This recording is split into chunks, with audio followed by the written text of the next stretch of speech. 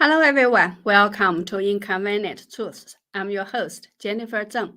Today I will talk about three topics, some updates on the current COVID situation in China, how Xi Jinping's speech and declaration of victory actually exposed the CCP's lies, and how another model of this estimation could give us a shocking number as huge as 321 million in the past 3 years.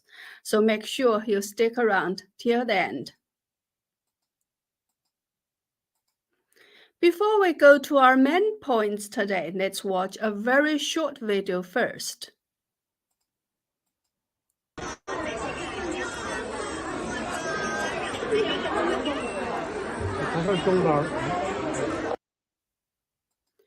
This video shows many children taken to the emergency room in Changchun City, Jilin Province in China.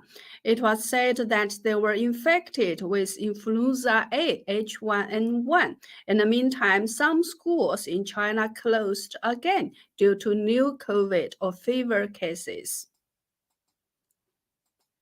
This post says that 10 students in a school in Hangzhou City developed a fever and a sore throat on February 19th, and all tested positive. Therefore, the school will be closed from February 20th to 23rd. Students who test negative and have no symptoms can go back to school on February 24th.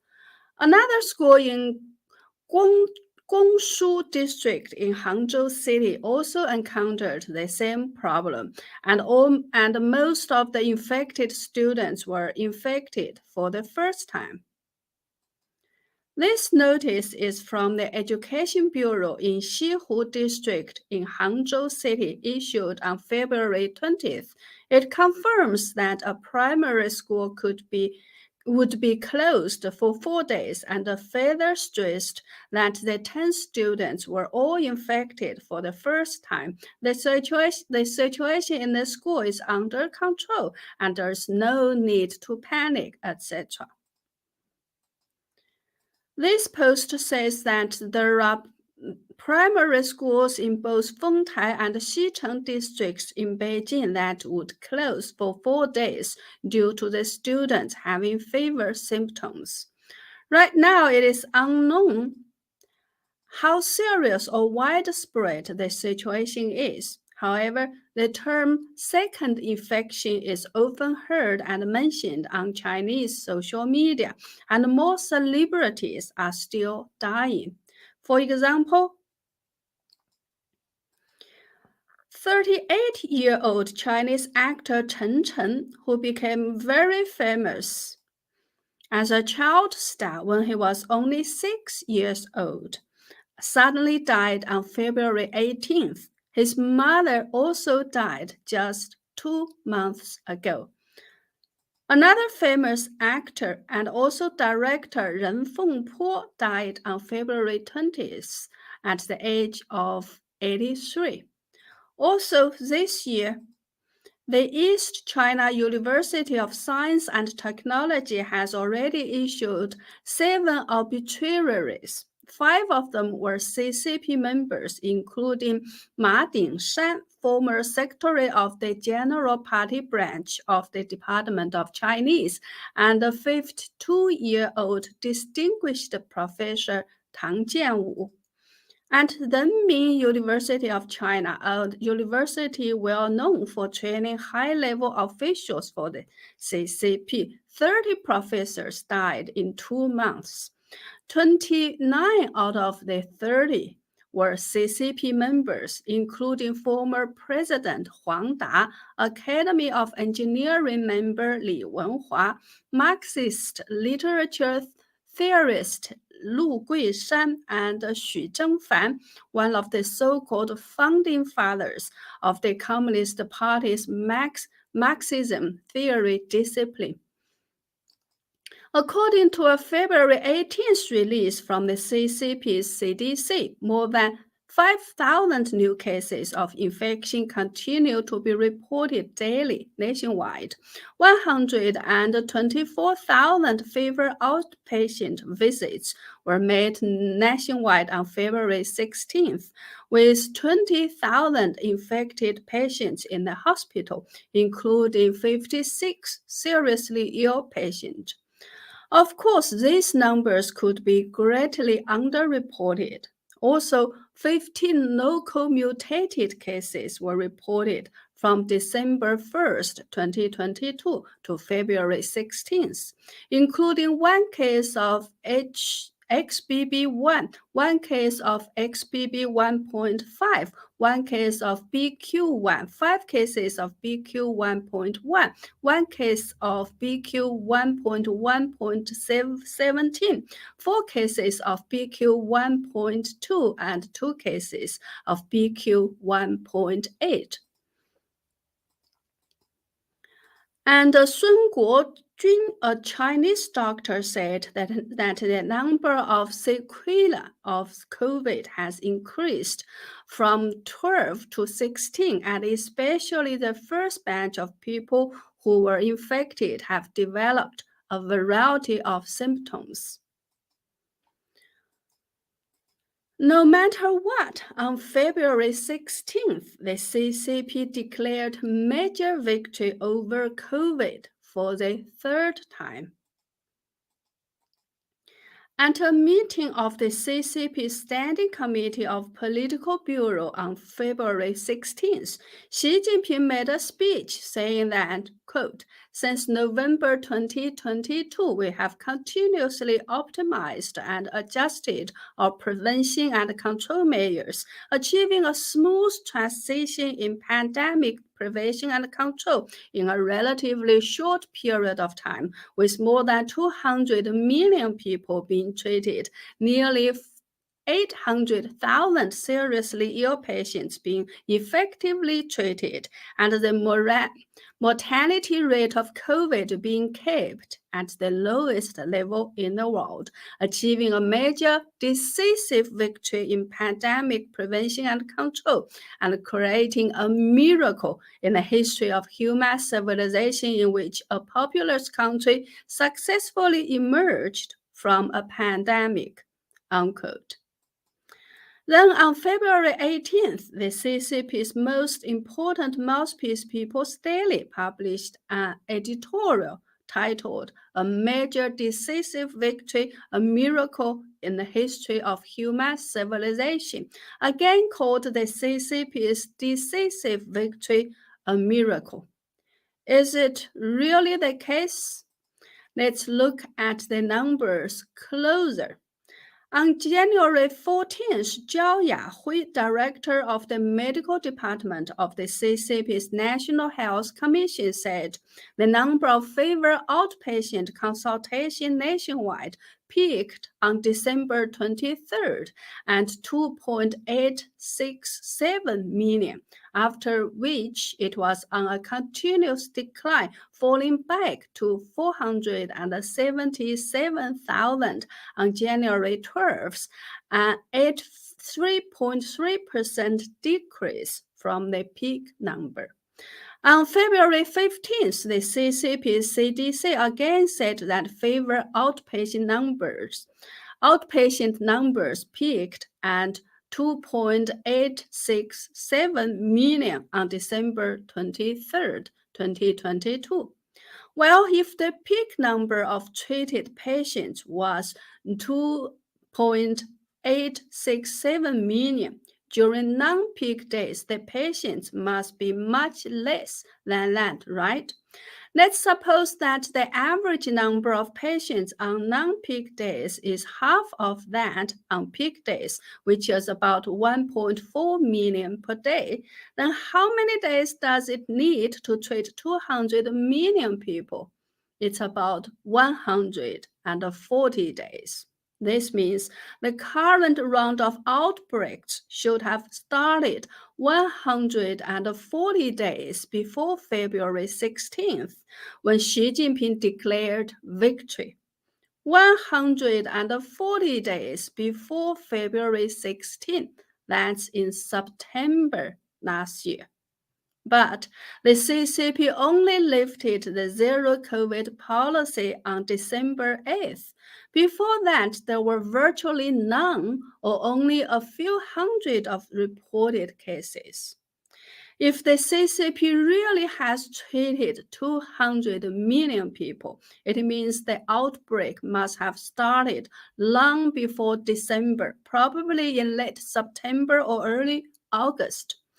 And this means that the CCP had been covering up the outbreak so that its 20th National Congress, which was held in mid-October, could go ahead as scheduled. This means the CCP had again directly or indirectly killed many lives by covering up the outbreaks. Let's look at this matter from another angle.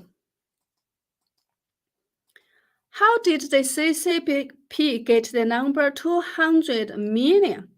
It's been about 70 days from December 8th, when the CCP lifted the lockdowns, till February 16th, when Xi Jinping made the victory speech.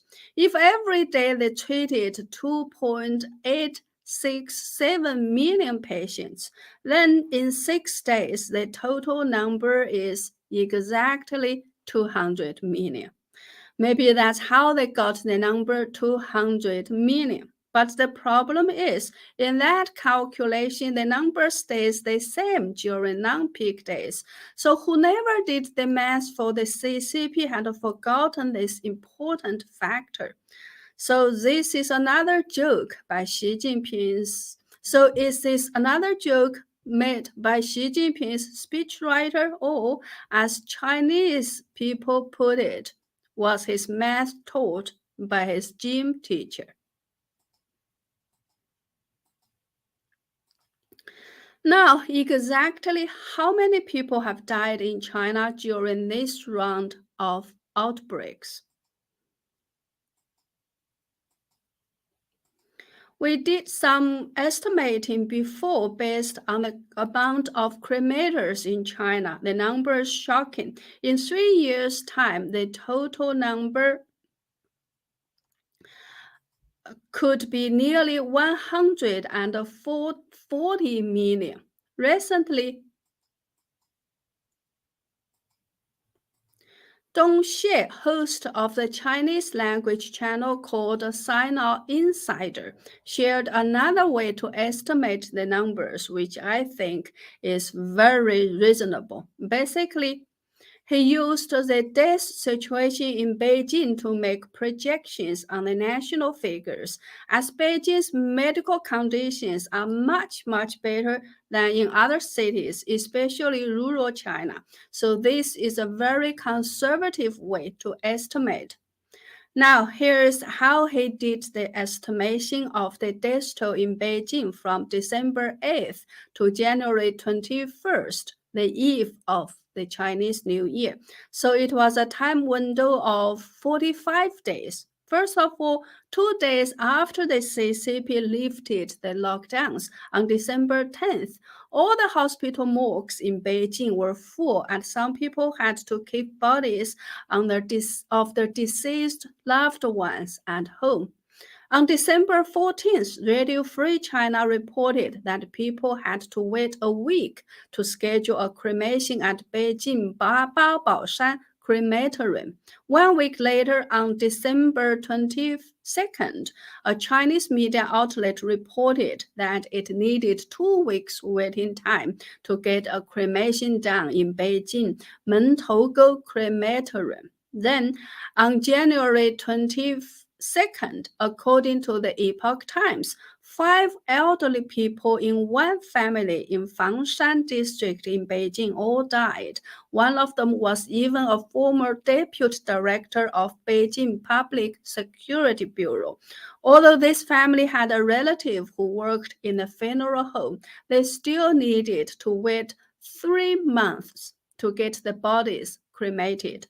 None of the 5 bodies bodies could be cremated on time. So this is to say, in the 45 days from December 8th to January 21st, the number of bodies cremated in Beijing was at full capacity plus 90 days or 3 months cremation volume.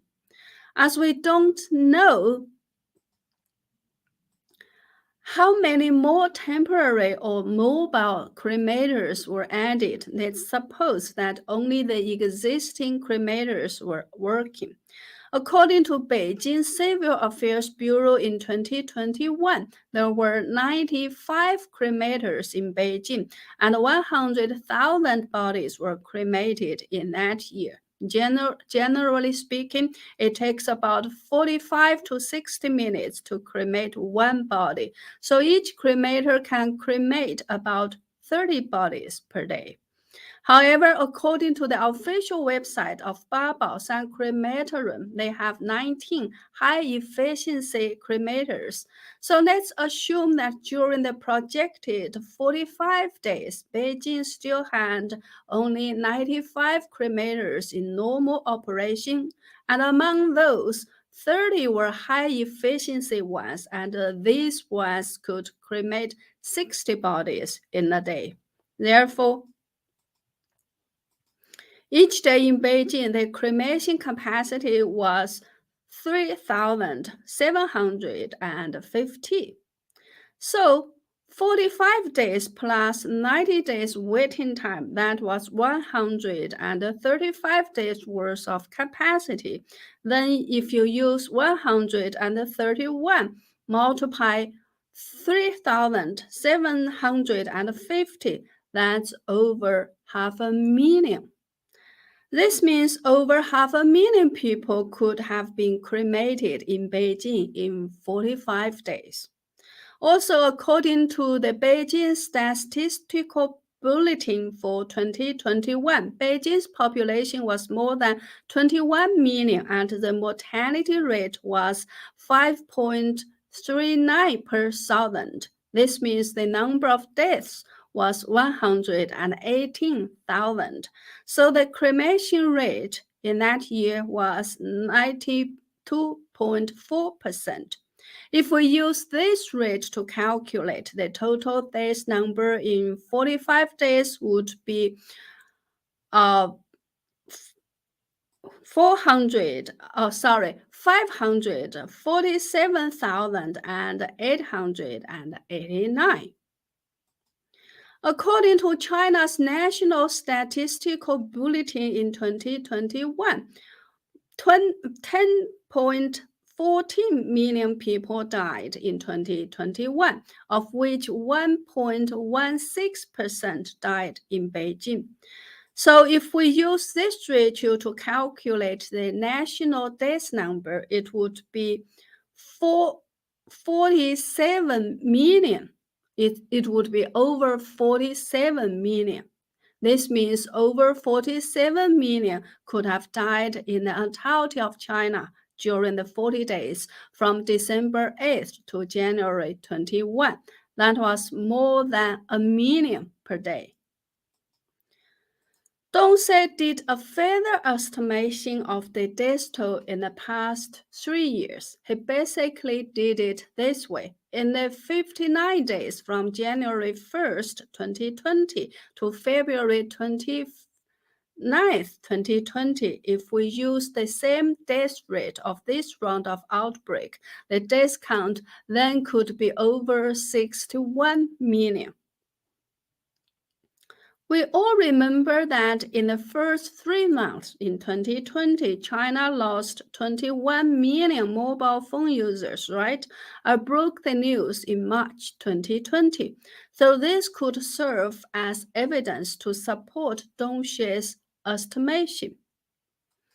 Dongxie said we can treat the period from March 2020 to December 7th, 2022 as the second period. There were altogether 1,011 days in this period. Suppose the death toll in this period was only 1/5 of the third period, which is from December 8th to January 21st this year. The reason he used 1/5 to calculate is many people said that during the third period, the cremation volume has increased 3 to 5 times. So suppose the death toll was only 1/5 in the second period, then in the 1011 days, how many could have died? It was over 212 million. Therefore, how many could have died in the past 3 years? If we add the 3 numbers of the 3 periods together, it was over 321 million. Dong Xie said, if so many have died, why didn't anybody seem to have sensed it? He said in the Great Chinese Famine in the early 1960s, more than 40 million Chinese people starved to death, and the total population in China was only about 660 million then, only about 40% of the present level. Many Chinese people at that time didn't sense the large amount of disease either. Each year, about 10 million people die in China. So if 10 times more people die, people might not necessarily sense or feel it, especially during the lockdown times in the pandemic, when people's movements and access to information were strictly controlled. Anyway, that's his calculations and argument. Would you agree with him? Well, that's all for today. If you like my content, please help me spread my videos and get more subscribers. Please also consider going to my website at Jennifer Zeng blog. That's jenniferzengblog.com. Sign up for a membership or make a donation to support my truth-telling efforts. Thank you. See you next time.